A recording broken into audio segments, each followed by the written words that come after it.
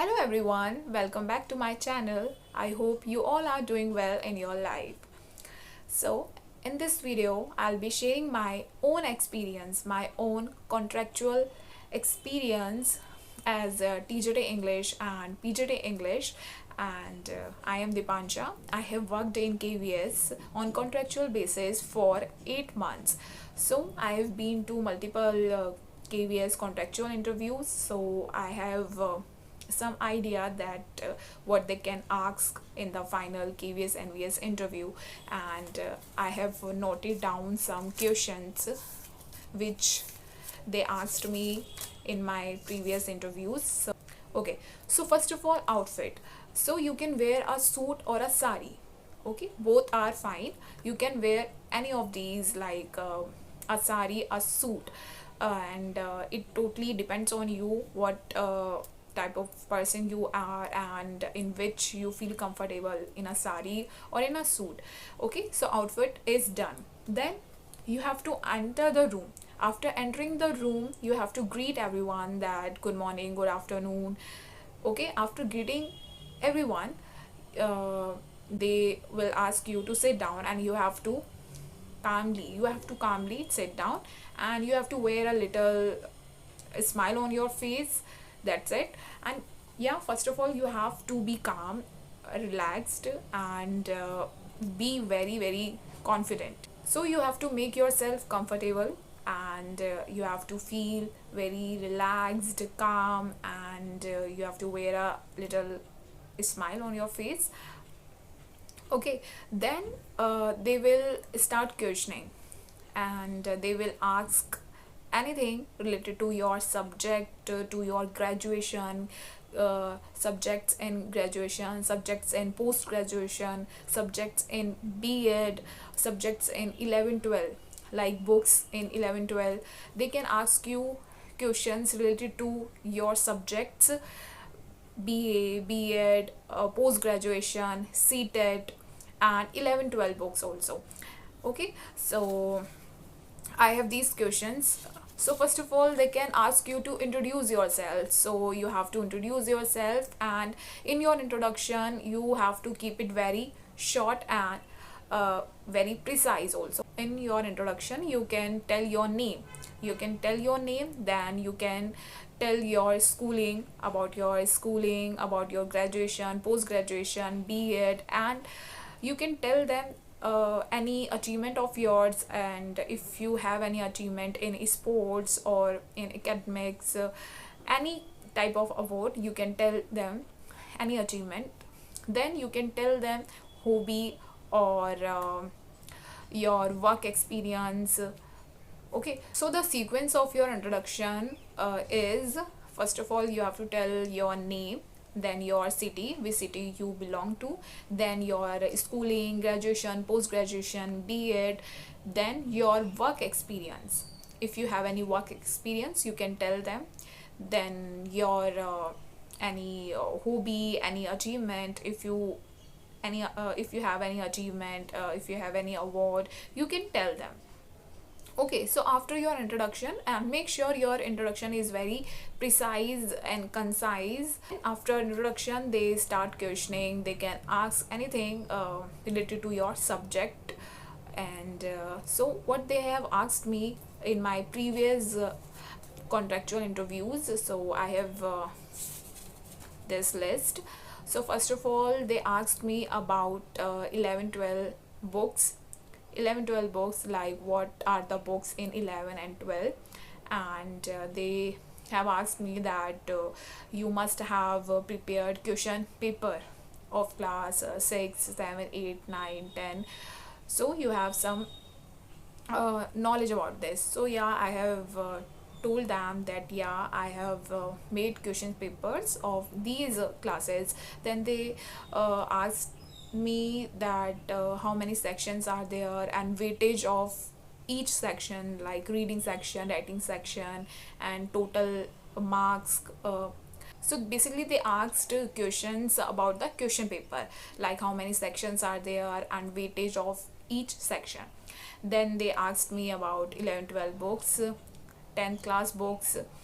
Okay, then They asked me about the format of letter to the editor, notice, and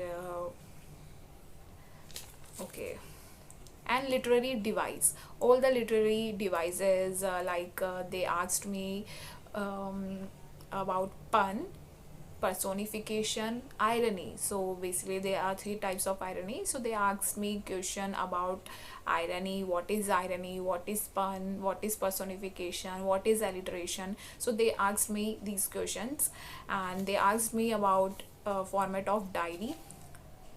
Okay, diary, and close, like what is close, difference between close and phrases, you know, difference between close and phrases, and difference between linking verb and stative verb. Then they asked me about poetic device, and use chair as a uh, noun or a verb, something like that.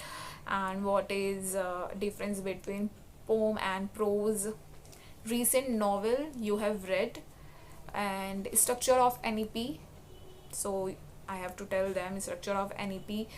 Okay, and what is multi-dimensional approach, what is different between finite and non-finite verb.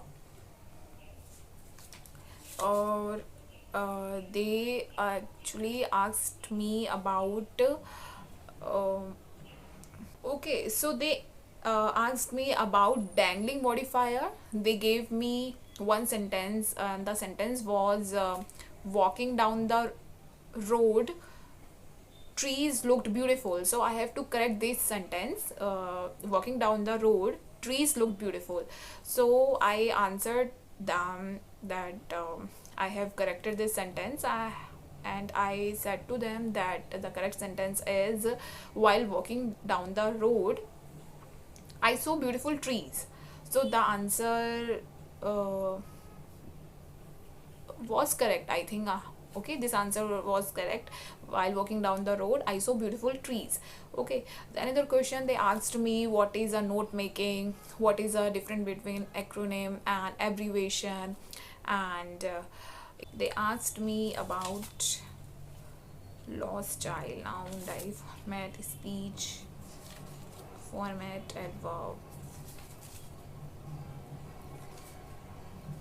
Yeah, and they asked me like how to use ICT in your classroom, like how will you use ICT in your classroom, and how will you use a smart board in your English class. How can you use a smart board, basically uses of smart board in your classroom. And then they asked me about ICT, and how can you uh, improve reading section, writing section, and speaking. So they asked me about homonyms and homophones. And this I have told you already, like how to improve reading, writing, speaking. And what is difference between inductive and deductive reasoning, oh sorry, inductive and deductive method. Like you have to tell the difference between inductive and deductive method, difference between growth and development, and what is CE. Okay, and multi sensory Peter Piper, predicate, subject plus predicate. So they asked me about predicate, what is predicate, noun clause, and adjective clause. And many students are asking that will I have to speak in English only, is English compulsory, and is speaking in English necessary. So many students are asking this question. So yes, English is necessary, English is compulsory, because we are going to be the teacher of English, Pgt English or Tgt English. So it is compulsory, it is unsaid that we have to speak in English. They don't want your fluency, they just want you to speak in English, and they just want you to communicate in English, because KVS and VS both are English speaking schools and English medium. So you have to speak in English. and of course this is our subject. English is our subject and English is our language, so it is like compulsory, necessary to speak in English. And so basically you have to speak slowly. Okay, slowly you can speak, because simply you have to make them understand, you have to communicate, you have to make them understand like what you are trying to speak. Okay, you have to just give your answer and you have to make them understand like what you are trying to speak, what you want to say. That's it. Fluency is not needed here. You just have to simply speak, just speak in English. And to improve your fluency or English, you have to just speak in front of the mirror for 5 minutes, then 10 minutes, 15 minutes, max to max 15-20 minutes. You have to practice. Okay, and you have to be well prepared with your subject, each subject, like I have told you. And I just want to check that whether you can speak in English or not, whether you can communicate in English or not, and whether you can explain your chapter, stories, poems in English or not, because you are going to teach classes of like 9, 10, 11, 12 PGT, TGT, so it is very compulsory to speak in English. So this is my experience, and I have given only Pgt English. So yeah, I am preparing for Pgt English interview only.